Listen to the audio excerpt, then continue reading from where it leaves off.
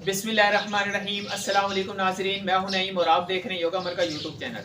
अक्सर ख़वातीन और मर्द हज़रात को कमर में दर्द की शिकायत रहती है और उनका कहना होता है कि ना तो उन्होंने कोई ऐसा वज़न उठाया और ना ही उन्हें कमर में कोई ऐसा झटका लगा कि जिसकी वजह से कमर में दर्द हो। लेकिन मालूम नहीं क्या वजह है कि हमारी कमर में हर वक्त दर्द रहता है। कमर में दर्द के लिए लोग दवाइयाँ भी लेते हैं, इंजेक्शन भी लगवाते हैं और ऑपरेशन भी करते हैं, लेकिन इन तमाम के बाद भी उनकी कमर का दर्द ठीक नहीं होता। और आजकल इस दर्द की शिकायत बड़ों के साथ जवान और बच्चे भी करते हैं, चाहे वो लड़के हों या लड़कियां हों। हालांकि उनका वजन भी ज़्यादा नहीं होता, ना ही उनका पेट बाहर निकला हुआ होता है, लेकिन फिर भी वो अक्सर अपने कमर में दर्द की शिकायत करते हैं। एक बात तो आप याद रखें कि अगर आपकी कमर में दर्द मोहरों की वजह से है या नस दबने की वजह से है, तो दवाइयों से ये ठीक नहीं हो सकता। दवाइयों से आपको वक्ती तौर पर तो आराम मिल जाएगा, लेकिन ये इसका मुस्तकिल हल नहीं है। इसके लिए आपको लाजमी वर्जिशें और एहतियातें करनी होंगी। आपने अक्सर लोगों को देखा होगा कि वो 3-3, 4-4 महीने तक कमर में दर्द के लिए दवाइयाँ इस्तेमाल करते हैं, लेकिन वो एहतियातें और वर्जिशें नहीं करते। इस वजह से कुछ अरसे के बाद उनकी कमर में इतना शदीद दर्द होता है कि डॉक्टर उन्हें ऑपरेशन का मशवरा देते हैं। और ये मामला यहीं पर ख़त्म नहीं होता। ऑपरेशन के बाद भी कई मसाइल हैं, उनमें भी आपको एहतियातें करनी हैं और कुछ वर्जिशें करनी हैं। तो क्यों ना हम ऑपरेशन करवाने की नौबत ही ना आने दें। तो आज की वीडियो में मैं आपको कुछ ऐसी गलतियां आपकी बताऊंगा कि जिसकी वजह से कमर में दर्द होता है। अगर आपने उन गलतियों को अपना ठीक कर लिया तो आपकी कमर का दर्द ठीक हो जाएगा, चाहे आपको सैटिका हो, चाहे मोहरों की तकलीफ हो या कोई और आपको मसल्स का प्रॉब्लम हो। और इन तमाम गलतियों का ताल्लुक आपके खड़े होने से है। हमें इस तरीके से सीधा खड़े होना चाहिए, लेकिन हम में से अक्सर लोग अपने जिस्म को ढीला छोड़ देते हैं और इस तरीके से खड़े होते हैं। आपने अक्सर लड़कों को भी देखा होगा, लड़कियों को भी देखा होगा, जो कि अपने जिस्म को बिल्कुल ढीला छोड़कर इस तरीके से खड़े हो जाते हैं।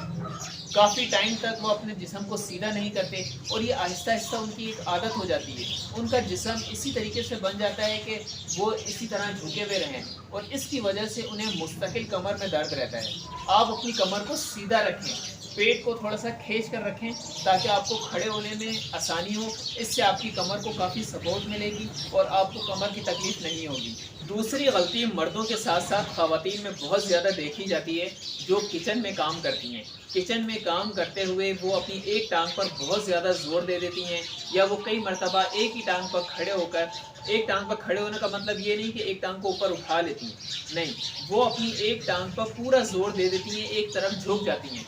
इसी तरीके से वो कई घंटों तक खड़े होकर बात करती हैं, कई घंटों तक किचन में खड़े होकर काम करती हैं, जिसकी वजह से उनके जिस्म के एक हिस्से पर बहुत ज़्यादा ज़ोर पड़ता है और कमर में शदीद तकलीफ़ होती है। तो आप जब भी खड़े होकर काम कर रहे हैं, किचन में काम कर रहे हैं, तो आप अपनी दोनों टांगों के ऊपर ज़ोर बराबर दें। और अगर आपका वज़न ज़्यादा है तो आप हर कुछ देर के बाद बैठ जाया करें।